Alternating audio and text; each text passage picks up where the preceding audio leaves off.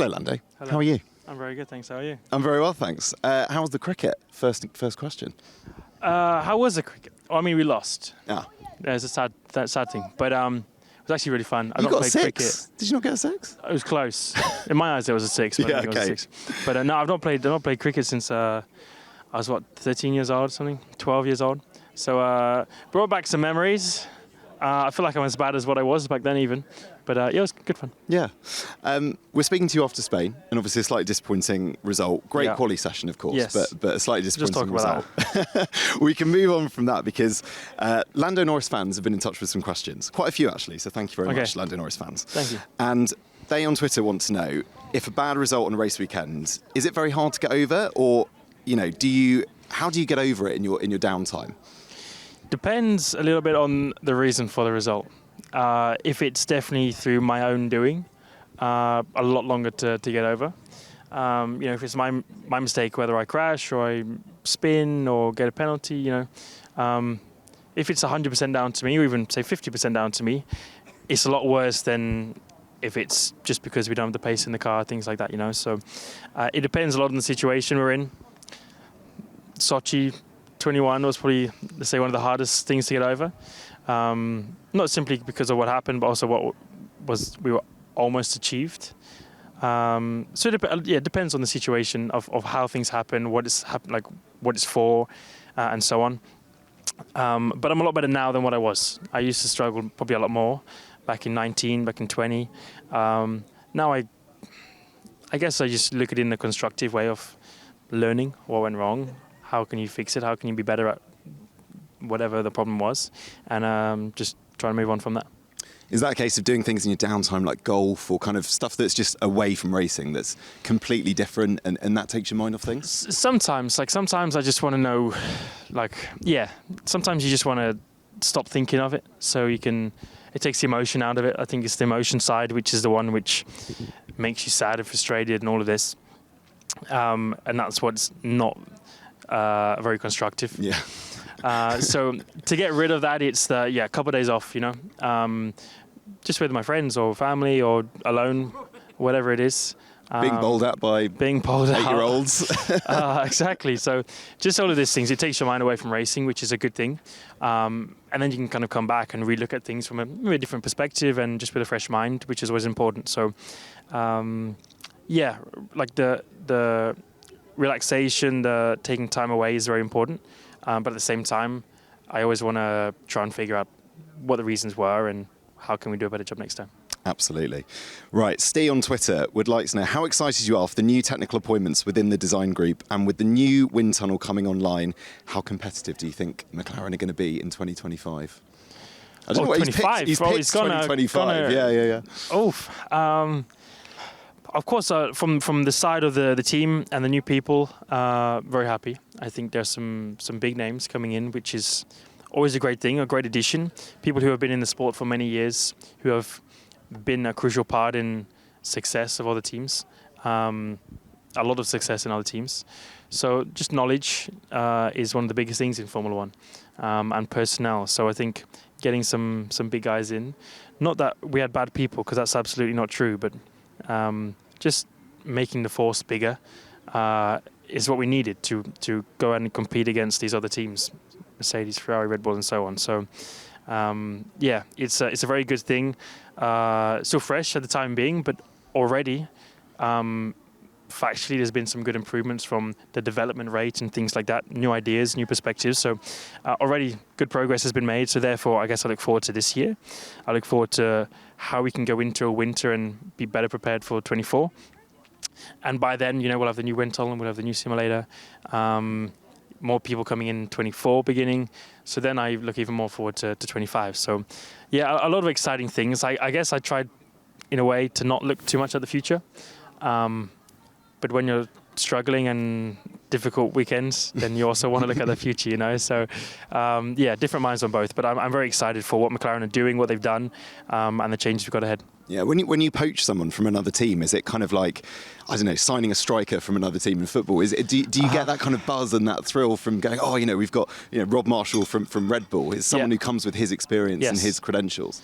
Yeah, I mean, I wouldn't have used the football analogy, but I think, yes. I mean, I don't know these guys, I guess, personally. I've not been in Formula One anywhere near as long as the people who are the guys who recruited these guys, So I just have their respect for knowing what they've done, what they've achieved, whether it was with Red Bull, Ferrari, or Mercedes, whatever team it is.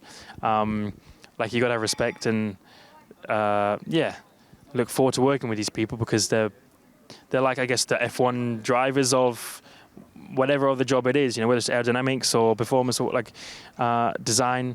They're like the Formula One drivers of that. So it's cool, and you look forward to working with those people because when you hear them start talking and they go into the details, I love that stuff. It's impressive. So yes, very positive for the team. But it's not always down. It's not even down to me. It's down to the guys. You weren't in the job interview process. I was not. I just said get the best people, and that's what they try to do.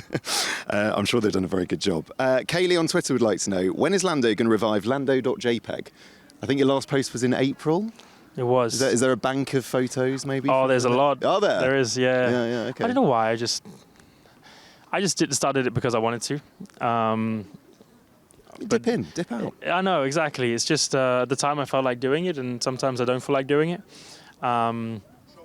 Simple as that, really. So just times change. What I liked and enjoy doing changes at the same time. Sometimes I like to, go away. Sometimes I like to stay home. Sometimes I like to take pictures. Sometimes I don't. Simple as that. So no reasoning for not doing it apart from just not wanting to do it. Simple as that. That's and totally fair when enough. I want to, I'll start again. Yeah, totally fair enough. Miles on Twitter would like to know, have you ever had a sweaty visor and confused it for rain? Oh, George, hey. I don't think I have. I don't know where I would have... It must have been working hard to sweat that much in Barcelona. Yeah, not Singapore. I mean, this is... Yeah. Yeah, like I was going to say, the only place I probably had it is Singapore. I think probably every single year. You start getting a bit of sweat drop down like your nose or on your hair or whatever. No, I've never confused it for rain. Well, that's a whole different story. So have you spoken to George about that since? I've not. No, I've not. He was too busy celebrating a podium. Yeah. But no, I've not. I know he's got some work to do on that one. Okay. Now, one thing I want to talk to you about, and Jack does as well on Instagram, is about the Vegas track. Okay. Right. So there's a video of you on the Quadrant YouTube site driving it, and it's well worth, please check it out because it's amazing. And your excitement for driving that track was clear for everyone to see. How excited are you after doing that about driving Vegas? I just don't think people realize just how cool it's going to be. Like, you're driving in Vegas, like streets of Vegas.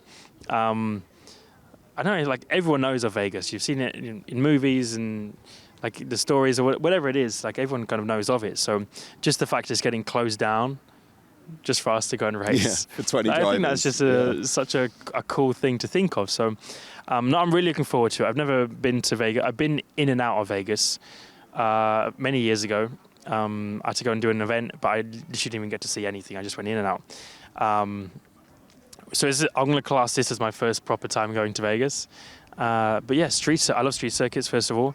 The layout, it looks odd on a piece of paper when you see the track layout.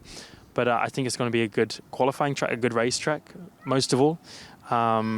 Which is always something to look forward to. If it's a good racetrack and you can look forward to a Sunday that you can go out and race, no matter if you're first or last, those are the places you look forward to the most in a way. And then it's in Vegas. So double whammy. And you've obviously done it on the game.